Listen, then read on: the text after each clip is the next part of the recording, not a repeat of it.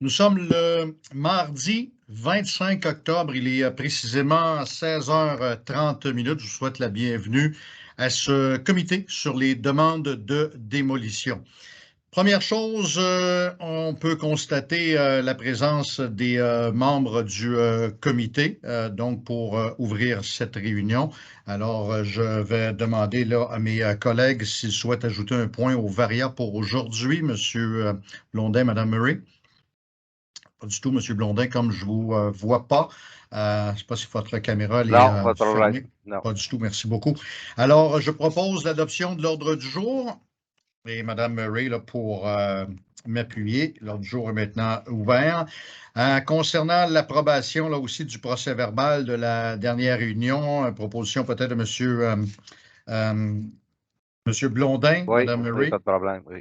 M'appuyer aussi également, c'était la dernière que nous avons tenue ensemble. Comme je fais chaque fois, je vais les signer les procès-verbaux lorsqu'ils seront parvenus. Ceci dit, je me tourne du côté de nos gens, la direction de l'urbanisme à la ville de Gatineau, pour faire un suivi, s'il y en a, sur justement le dernier procès-verbal, celui du 27 septembre. Monsieur Beauchemin, d'abord. On n'avait pas de suivi là, suite à la dernière séance. Très bien, c'est bien noté, merci bien. Et je mentionne à tous également que la prochaine séance là, pour le comité sur les demandes de démolition, la prochaine séance se tiendra le 22 novembre prochain. Alors, nous sommes rendus à la période de questions pour les citoyens et les citoyennes là, qui souhaitent faire une présentation quelconque. J'aimerais simplement là, prendre le temps de dire aux gens qui sont actuellement dans la salle de se manifester, de signaler en levant la main si vous souhaitez présenter un commentaire ou si, par exemple, vous avez des observations. Théoriquement, si vous désirez vous faire entendre sur les demandes de démolition qui sont inscrites à l'ordre du jour aujourd'hui, c'est l'audience pour le faire. Alors, c'est à ce moment-ci que nous prenons les commentaires dans cette période de questions. Je vais y aller dans l'ordre que les gens se sont présentés, j'allais dire au micro, mais en levant la main, là, ici, de façon virtuelle. Je vous demande simplement de vous présenter en vous nommant et si vous représentez quiconque, n'hésitez pas à nous le mentionner par le fait même.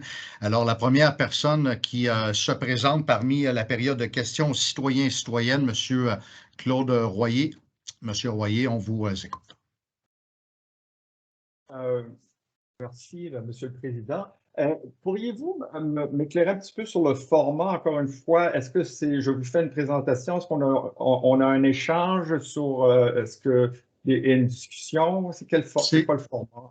C'est pas un échange en tant que tel, c'est une période dans laquelle vous, un peu comme au conseil municipal, vous avez 3 minutes, j'aurais dû le préciser bien sûr, vous faites vos commentaires et les réponses viendront à la suite. Vous avez plusieurs questions, n'hésitez pas à les faire à ce moment-là. J'espère que vous ne compterez pas les 3 minutes que j'ai pris ou les quelques secondes que j'ai pris pour éclaircir ce point-là. Non, bien sûr, on vous donne le temps, ça, n'hésitez pas, je comprends assez là-dessus, il n'y a pas de problème. Alors, je vous remercie. Alors, je suis ici ce soir pour vous parler d'une demande de retrait et une opposition à la démolition proposée pour le 207 rue Notre-Dame-de-Lille.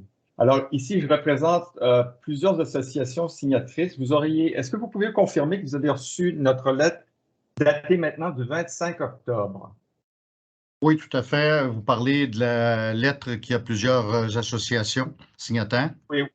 Oui, c'est-à-dire qu'on en a fait parvenir plutôt au secrétaire une datée du 24, mais là, je vous parle de celle du 25, juste pour qu'on soit sur la même page.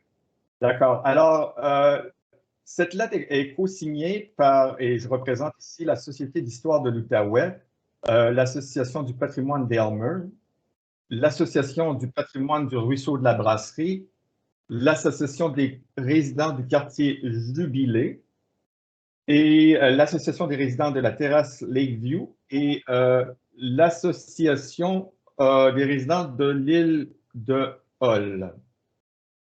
Alors, dans cette lettre, on vous fait d'abord connaître notre opposition à la demande des démolitions à cause de la valeur patrimoniale et d'authenticité supérieure du bâtiment, du 207. Et je reviendrai là-dessus dans une minute. Mais d'abord, je voudrais vous apporter le point qu'on a amené sur la tenue d'une audience. Alors, au troisième paragraphe, au troisième alinéa de notre lettre, on parle que le CDD est requis par le nouveau règlement sur les démolitions de la ville de Gatineau de tenir une audience publique quant à la demande de démolition d'un bâtiment patrimonial. À notre avis, cette séance publique ne s'est pas tenue selon les critères de la loi.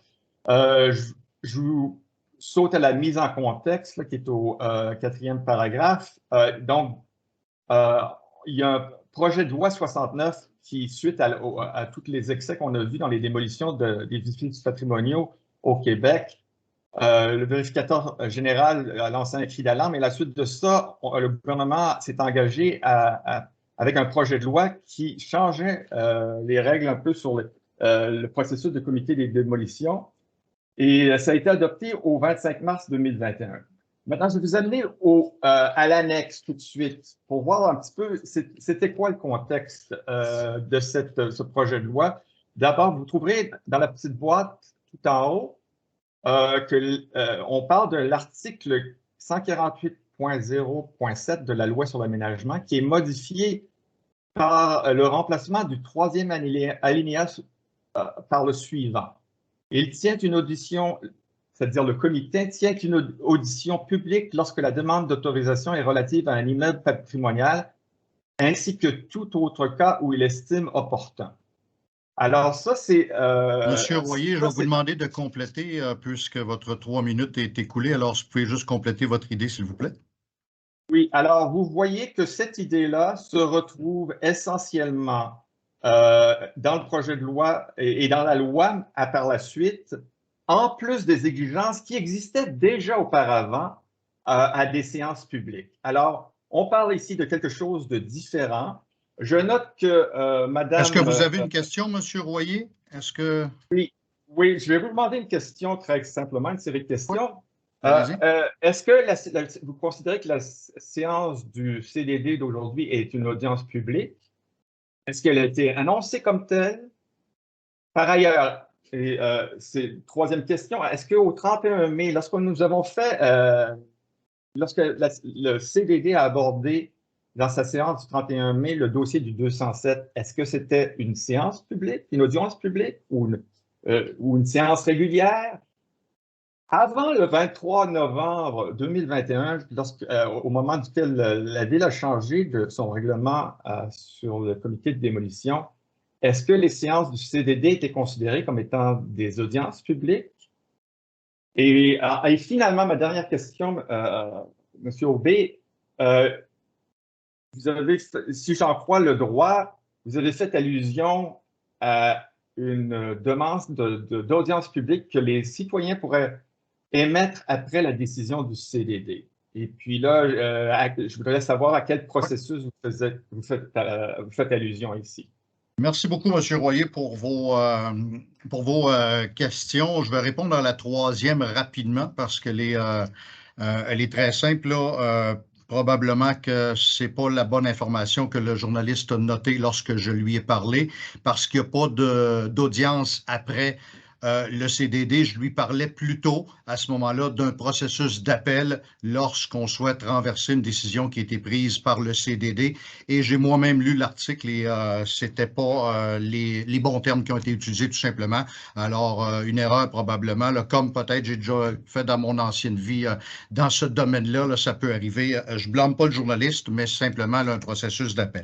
Dans le cas de vos deux premières questions, essentiellement, puis là, je vais me permettre de répondre en lisant ce qui est écrit sur notre page Internet de la Ville de Gatineau quand on va sur la page du comité des demandes de démolition. Alors, les séances de travail du comité sur les demandes de démolition se tiennent en vidéoconférence, comme aujourd'hui. À défaut de pouvoir assister physiquement aux séances, la population est tout de même invitée à y assister. Les personnes qui désirent assister ou s'adresser au comité sur les demandes de démolition devront s'inscrire préalablement jusqu'à midi, le jour de la séance, en envoyant un courriel. Et là, il y a l'adresse pour le faire. Et ensuite, on vous partage un lien. Alors, en soi, c'est une partie de la réponse.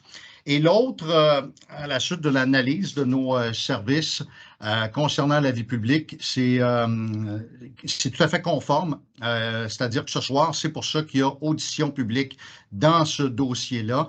Et c'est important que toute personne qui a des commentaires, des observations, comme vous le faites actuellement, vous puissiez être entendu en vous présentant. Donc, le processus d'audience est tout à fait normal et c'est pour la raison pour laquelle on a pris le temps de vous entendre actuellement. Alors, on vous invite toujours à participer de cette façon-là. Je vous remercie beaucoup, M. Royer, d'avoir pris le temps. Ce n'est pas un échange. C'est pas un échange ici, M. Royer. Alors, je vais vous remercier beaucoup. Il y a d'autres gens qui souhaitent intervenir. Alors, merci bien d'avoir participé.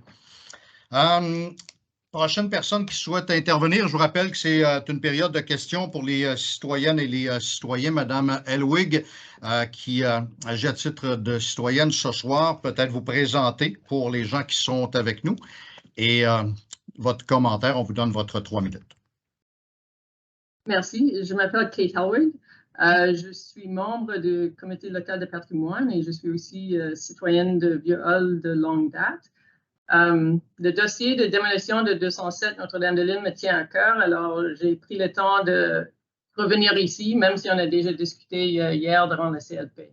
Alors, je voulais juste soumettre 3 ou 4 points pour votre considération avant que vous preniez une décision dans ce dossier. Je trouve que c'est un dossier important. Alors, le premier point, c'est que le CLP a voté contre la démolition hier. Le deuxième point, c'est que le gouvernement du Québec a indiqué que la ville de Gatineau autorise trop de démolitions des maisons d'architecture vernaculaire sur l'île de Hull.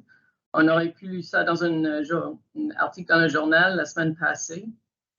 Le troisième point, c'est que cette maison a été accordée une valeur patrimoniale supérieure, qui est rare pour les maisons allumettes sur l'île de Hull. Alors, je trouve que c'est 3 points très importants de prendre en considération avant de voter.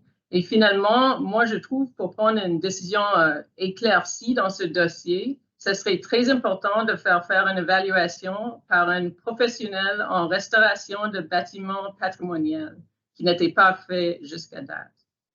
Alors, merci beaucoup. Merci beaucoup, Mme Elwig, pour votre commentaire. Je vois que M. Morin a la main levée. M. Morin, dans votre cas, étant élu municipal, il y a d'autres tribunes là, pour faire valoir vos points. Vous étiez là hier lors de la réunion là, du comité local du patrimoine, notamment. Je vais demander à M. Beauchemin, s'il y avait autres commentaires là, que vous vouliez mentionner là, de la part là, des gens qui souhaitent se prononcer.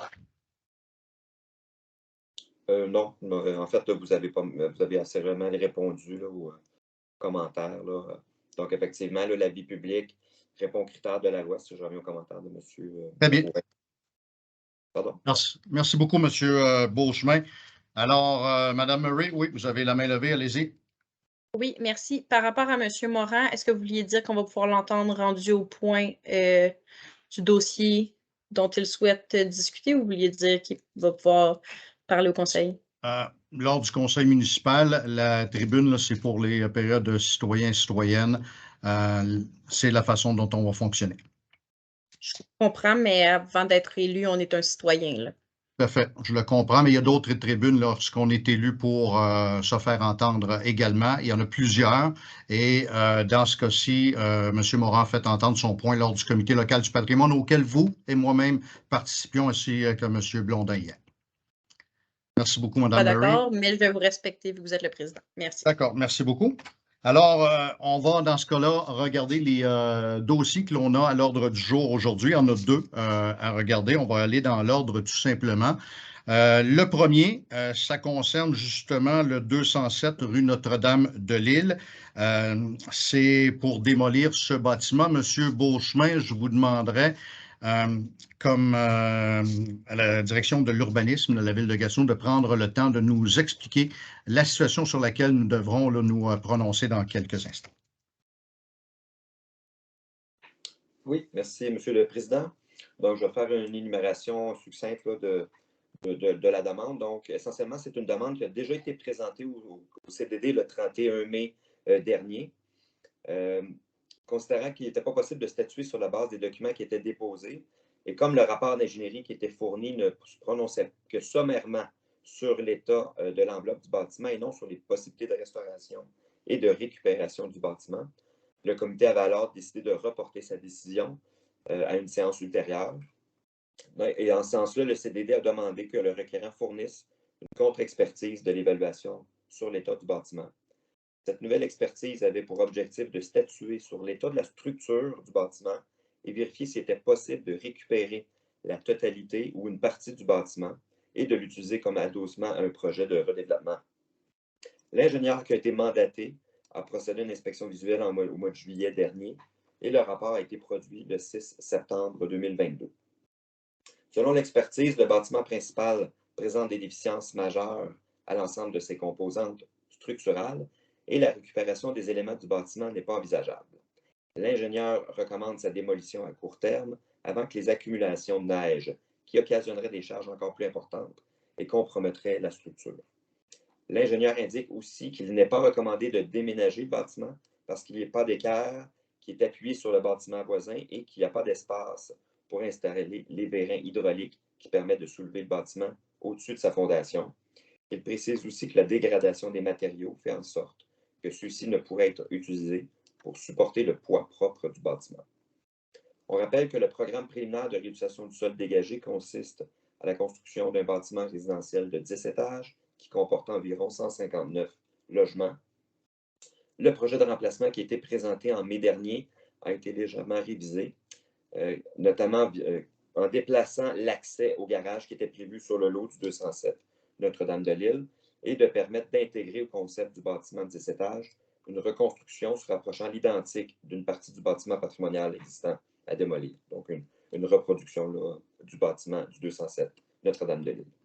Advenant une décision favorable par le comité sur les demandes de démolition, le Sud recommande que certaines composantes soient retirées et conservées en vue d'une réutilisation, plus particulièrement la fenêtre en imposte au-dessus de la porte d'entrée, l'avant-toit dans la façade du bâtiment et la moulure qui ceinture cet avant-toit, et un pied droit qui est présent sur l'une des fenêtres.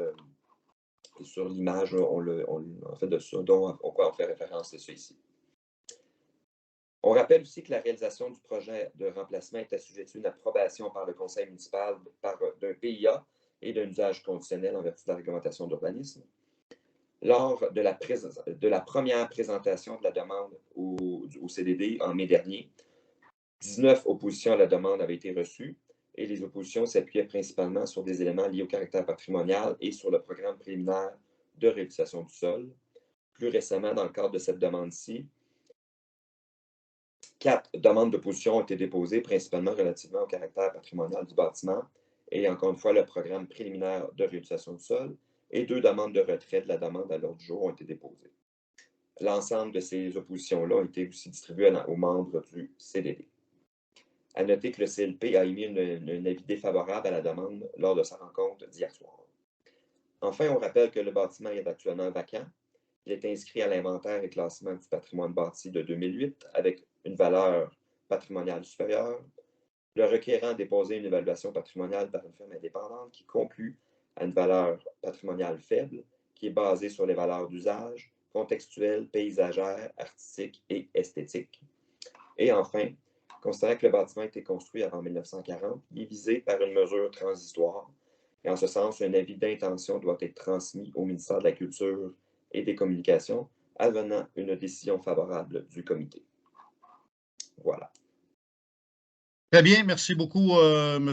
Beauchemin. Alors, c'est ce qui nous donne un bon aperçu là, de la décision à prendre, mais avant de se prononcer, je vais faire le tour de mes collègues pour aller chercher leurs intentions, leur avis. Je commence avec vous, Mme Murray. Merci. Donc, je vais rappeler ma position d'hier. Je pense qu'il n'y a pas urgence d'agir en termes de démolition.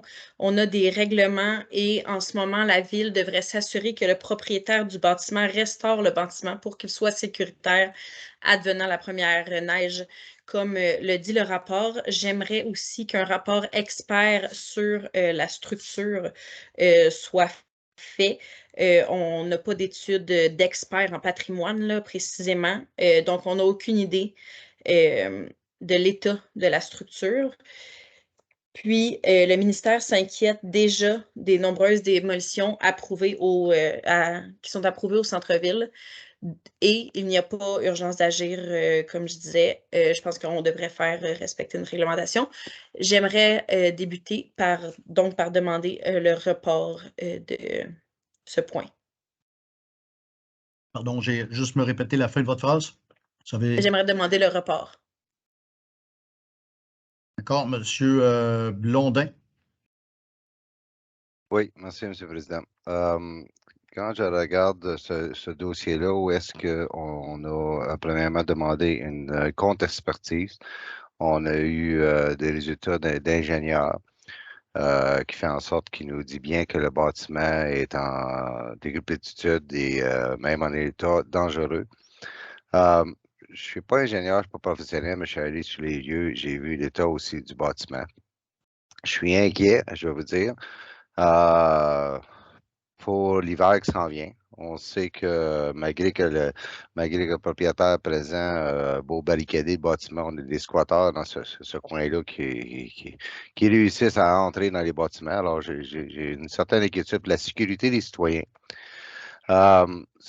C'est triste de voir que le bâtiment a été laissé. Je suis d'accord avec Mme Murray. Je pense que, puis vous l'avez mentionné vous aussi dans le passé, M. Aubé, qu'on doit prendre des mesures pour conserver nos bâtiments patrimoniaux. Puis ça, je suis d'accord avec vous. Je pense qu'on n'est pas assez sévère, puis on devrait l'être plus sévère. Ça, je suis d'accord. Mais là, on fait face à un bâtiment là, qui est en train de tomber. À un moment donné, je pense qu'il faut arrêter de jouer avec la sécurité des citoyens. Là. Lorsque le bâtiment a été acheté, là, probablement que le propriétaire, quand il l'a vendu, il savait ce qu'il faisait. Là. C'est pas vrai que le bâtiment s'est détérioré dans quelques mois, là, parce qu'il y a eu une première étude après l'achat. Alors, à un moment donné, je pense qu'il y a quelqu'un quelque part qui savait ce qu'il faisait. Là, il connaissait l'état de son bâtiment. Le fait qu'il va faire une intégration de la façade du bâtiment. Moi aussi, Monsieur le Président, je suis un petit gars de Hall, je suis né à Hall, mes grands-parents sont de Hall, et ainsi de suite. Là. Quand je regarde la façade du Bank Hotel, ça lui a aidé, où est-ce que mon grand-père a travaillé, on a fait un beau travail de garder la façade du bâtiment. Puis lorsqu'on passe sur le trottoir, c'est pareil comme si on était encore le même Bank Hotel qu'à l'époque. Je pense que c'est quelque chose d'intéressant, mais pour moi, ma position, c'est qu'on démolisse ce bâtiment-là avant l'hiver. Pour la sécurité des citoyens, à un moment donné, là, je trouve ça triste qu'on doit démolir, mais on est rendu là. Alors, moi, je vais voter pour la démolition. Très bien. Madame Murray, je reviens à vous. Vous avez relevé la main. Est-ce que je pose la question peut-être d'abord avant votre commentaire? Est-ce que vous avez eu des communications avec le promoteur qui souhaiterait retirer son projet? Non, j'ai pas eu de communication avec le promoteur. Okay. Par rapport à la sécurité du bâtiment à la ville, on a des experts en sécurité publique qui pourraient ordonner la démolition si le danger était là. Aujourd'hui, au comité de démolition, même si on autorise la démolition n'aura pas nécessairement lieu avant l'hiver. Donc, pour moi, cet argument-là n'est pas valable. Puis je remets sur la table le fait que pour l'instant, il y a un propriétaire du bâtiment. Puis lui, son devoir, c'est de s'assurer que son bâtiment respecte le code et est sécuritaire pour la population. D'accord. Merci pour votre commentaire. Je vais vous présenter ma lecture dans un petit moment. Le temps de redonner la parole à M. Blondin. Vous souhaitiez en rajouter, M. Blondin? Votre main était encore levée, c'est peut-être moi. Oui, non, ben c'est ça. Ben, je ne voulais pas partir le débat avec Mme Murray. Là. Je comprends très bien le fonctionnement de la ville. Ça un petit bout, je suis là. Mais sauf que pour moi, j'ai une inquiétude. J'ai une inquiétude pour, puis je vous l'ai souligné, pour les squatteurs. C'est des gens sans abri, mais pour moi, ils sont importants. J'ai une inquiétude et puis je voulais le mentionner. mon inquiétude. Alors, s'il se passe quelque chose que je ne le souhaite pas, alors au moins j'aurais eu la satisfaction d'avoir mentionné puis souligné mes inquiétudes envers ces gens-là. C'est tout Très bien. simplement. Merci beaucoup, M. Blondin. Là, je partage vos inquiétudes là, considérant les dangers que l'on a pu lire, mais je vais y aller un petit peu plus en détail, puis je vais prendre le temps d'expliquer et je demanderai le vote à la fin de mon explication pour pouvoir poursuivre.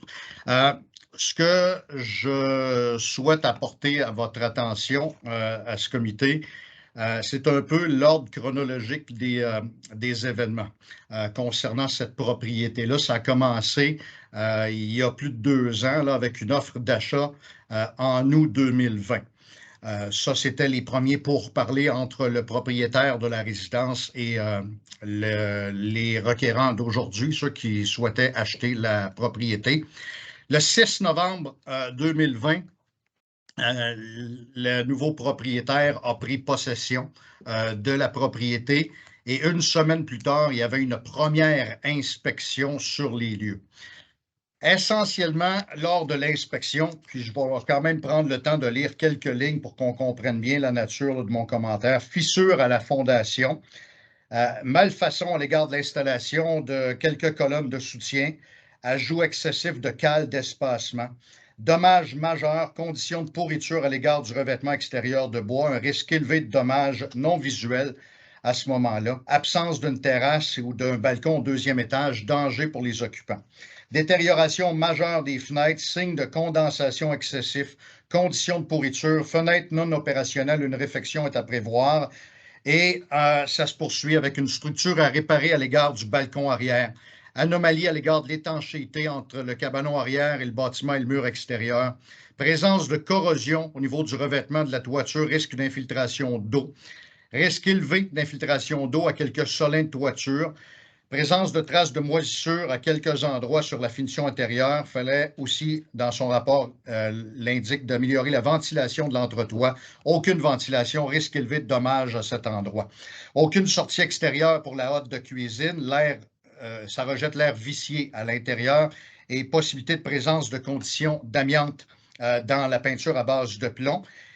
L'expert a demandé justement une expertise supplémentaire. Et ça, c'est important dans le document aujourd'hui pour compléter son inspection en vérifiant la situation avec un expert en structure à l'égard de la fondation en façade en raison de fissures majeures, de déplacement du béton, d'une cavité assujettie aux infiltrations d'eau et risque élevé de dommages non visuels. On a demandé de vérifier une structure du plancher également et l'anomalie à l'égard d'un mur du côté droit du bâtiment qui montre des signes de faiblesse. Inclinaison, présence de fissures, anomalie thermique. Ça, c'est dans le rapport une semaine après l'achat de la propriété. On se retrouve donc avec un propriétaire qui achète une maison, visiblement qui n'est pas en état, qui semble être dangereuse à certains égards. L'hiver a passé, après avoir demandé ce qu'un ingénieur en structure qui se présente sur place. On s'est retrouvé en avril de l'année passée, en 2021, où une autre entreprise s'est présentée sur place et essentiellement, je pourrais faire la même lecture, ça se ressemble beaucoup. On concluait qu'il y a des observations, à l'issue d'observations, des analyses, des vérifications, que des exigences au Code de construction du Québec, il y avait des détresses structurelles observées. Et cette fois-là, on était d'avis que le bâtiment ne pourra pas être utilisé pour une construction future qui a un danger pour la sécurité des usagers et des bâtiments adjacents et recommandait aussi la démolition complète du bâtiment dans les meilleurs délais. C'est un peu ce que M. Blondin mentionnait au niveau là, du danger sur lequel je voulais préciser. Dans ce rapport-là, il y a des extraits également que j'ai pris le temps de lire concernant l'évaluation patrimoniale. Je pourrais m'arrêter sur chacun des points, mais je vais faire ça assez rondement pour vous dire qu'à la toute fin, lors de l'analyse des valeurs patrimoniales, cette deuxième inspection parlait de valeurs sociales ou symboliques, valeurs contextuelles, paysagères ou urbaines, historiques, artistiques, esthétiques et valeurs d'usage, toutes des valeurs qu'il notait entre faibles et moyennes au niveau du patrimoine. Ça nous a emmené à notre CDD, notre comité sur la demande de démolition du mois de mai. C'est ce que nous avions en main.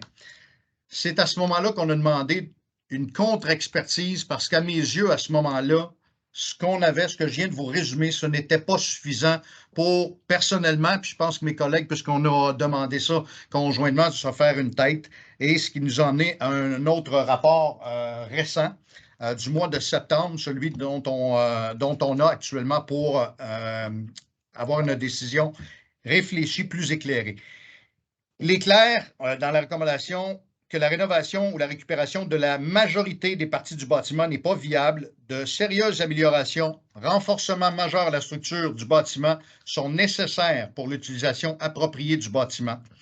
Très peu d'éléments pourraient être récupérés et ceux-ci ne présenteraient que peu d'intérêt et on recommande à ce moment-là la démolition complète du bâtiment. Lorsqu'on parle de danger, on termine après l'analyse en disant que ces travaux là, de transporter, par exemple, la maison pour l'intégrer, ça pourrait même être dangereux, trop complexe, puisque les matériaux en place, il faudrait les supporter, ils sont trop endommagés. En vous lisant ça, c'est là-dessus, maintenant que je vous dis ça, que j'ai basé une partie de ma compréhension de l'état de l'immeuble et de ma décision. Cependant, je vais ajouter ceci. Et encore une fois, ça, ce sont des analyses des inspecteurs qui se sont présentés sur place. J'ai entendu dire, puis je l'ai dit moi-même, quand on laisse détériorer un bâtiment, puis qu'on n'a pas de mordant dans notre règlement, bien, ça fait que ça peut passer l'hiver. Il peut y avoir des infiltrations d'eau, puis le bâtiment est détérioré, puis après ça, on demande un permis de démolition, puis ça passe comme du beurre dans le poêle. C'est ça que, comme président du patrimoine, je ne souhaite plus voir. Il y a des mesures qui sont mises en place actuellement par notre service de l'urbanisme. Il y a une tournée qui se fait d'ici le temps des fêtes et on va serrer la vis et on va avoir plus de mordants à notre service de l'urbanisme. J'ai quand même dit que ça se peut sur le long terme qu'on perde 1 ou 2 bâtiments. Les documents que nous ont remis notre service de l'urbanisme pour, encore une fois, se faire une tête, une fois qu'on a ces analyses-là, c'est qu'ils prennent eux aussi l'analyse faite par les ingénieurs ou les gens en structure. Et ils nous arrivent en nous expliquant, leur commentaire ou l'analyse du service de l'urbanisme, que les critères qui justifient la valeur patrimoniale sont supérieurs à l'inventaire d'une authenticité ou de valeur d'une rareté, et il y a à peu près juste une qualité supérieure qui va au-dessus de ça. On parle également d'un immeuble visé, qui est une maison allumette, notamment plus ornementée que la moyenne, présence d'un vitrail dans l'imposte au-dessus de la porte d'entrée. Selon l'inventaire du patrimoine bâti réalisé en 2008, la valeur de l'immeuble est supérieure, comme je mentionnais tantôt. Il s'agit d'un niveau très élevé en fonction de notre échelle. J'ai continué de lire l'analyse du service de l'urbanisme en voyant qu'il y a quand même certaines contradictions. On nous a apporté un genre d'équilibre qu'on n'aurait pas en lisant juste les avis des ingénieurs. Et pour se faire une tête, c'est un petit peu ça que ça prend dans son entièreté. On parle d'un bâtiment qui n'est pas associé à un événement marquant ou un personnage important. On n'a pas nécessairement eu de commentaires là-dessus. Mais dans les documents des ingénieurs, on dit qu'il y a eu de nombreuses modifications qui ont été apportées au bâtiment, qui ont dénaturé son style architectural d'origine et identitaire, à part peut-être un peu de la façade. Et parmi les commentaires ou l'analyse du Sud, il y a une authenticité, intégrité quand même de niveau supérieur qui est encore notée. J'y vais vraiment en diagonale parce qu'il y avait beaucoup de textes, beaucoup de précisions. Advenant une demande de démolition qui serait favorable de la part de notre comité, ce que nos services nous recommandent cette fois-ci, c'est de garder certains éléments comme la fenêtre en imposte, l'avant-toit en façade et au moins un pied droit présent sur l'une des fenêtres en façade, ce que M. Beauchemin a résumé tantôt. Ça, c'est les infos que j'ai. Et maintenant, je suis allé revoir notre règlement sur les demandes de démolition. Lorsqu'une demande vise un immeuble patrimonial, il faut l'évaluer la demande au regard des critères suivants. La valeur patrimoniale de l'immeuble. On a de légère à moyenne selon ce qu'on peut lire là, au niveau là, de l'évaluation patrimoniale. Notre service parle toujours du supérieur. L'histoire. Ça fait partie évidemment de l'histoire de la ville de Hull, du centre-ville de Hull, sa contribution à l'histoire. On parle vraiment de maison allumette. Son degré d'authenticité et d'intégrité, c'est là-dessus qu'on a probablement un équilibre dans les façons de voir les choses. Sa représentativité d'un courant architectural particulier et sa contribution au sein d'un ensemble d'intérêts. Également, il faut évaluer cette demande-là, puis là je parle à mes collègues notamment, il faut toujours avoir en tête l'état de l'immeuble qui est visé par la demande. Ici, ça ne fait aucun doute, C'est un état qui semble en décrépitude. On parle même de danger dans les rapports. La détérioration de la qualité de vie du voisinage, le coût de la restauration, l'utilisation projetée du sol. Actuellement, le projet qu'on nous présente, c'est un bâtiment que je dirais irrégulier. Il reste toujours une maison qu'on n'a pas achetée sur le quadrilatère, je le vois comme ça. Il y a une autre propriété qui doit passer au conseil municipal pour avoir aussi une décision finale du conseil municipal.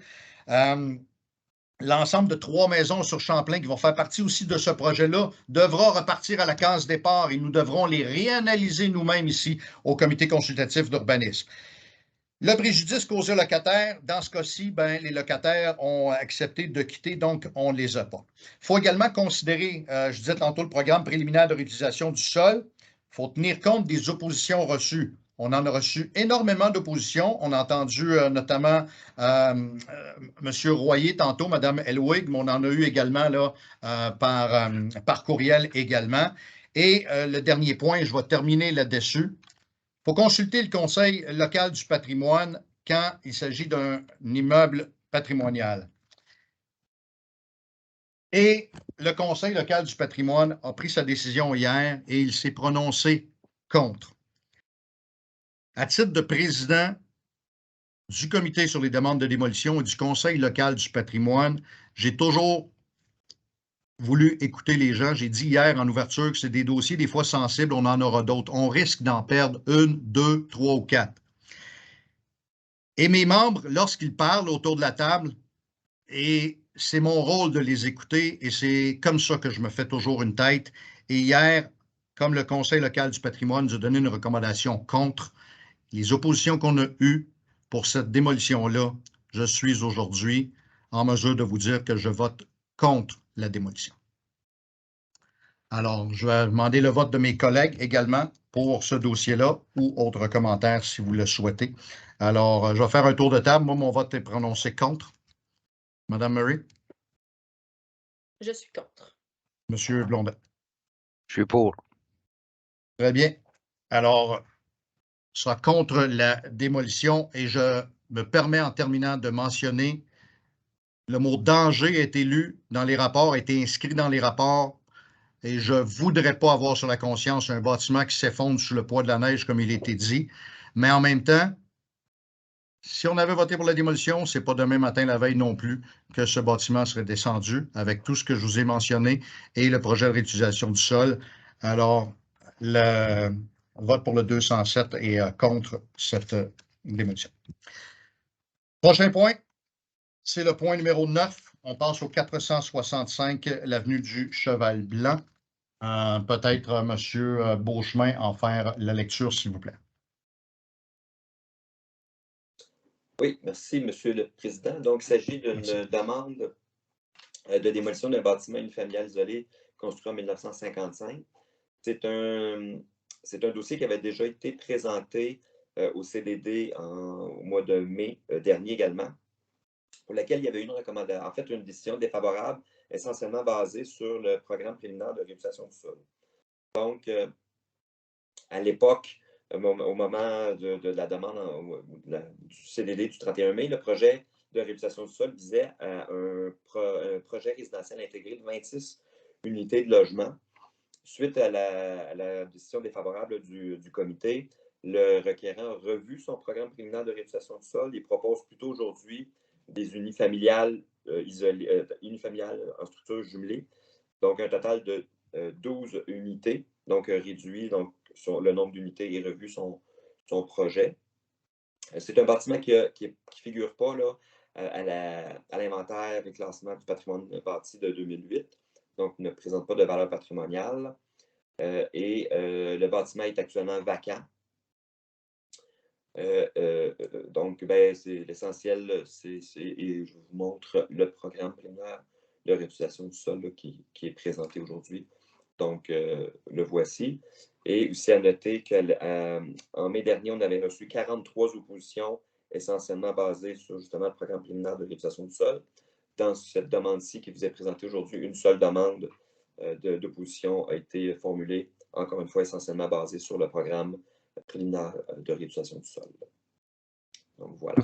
Merci beaucoup, M. Beauchemin. Je me tourne vers mes collègues, Mme Marie, M. Blondin. Commentaires ou questions? Ça va?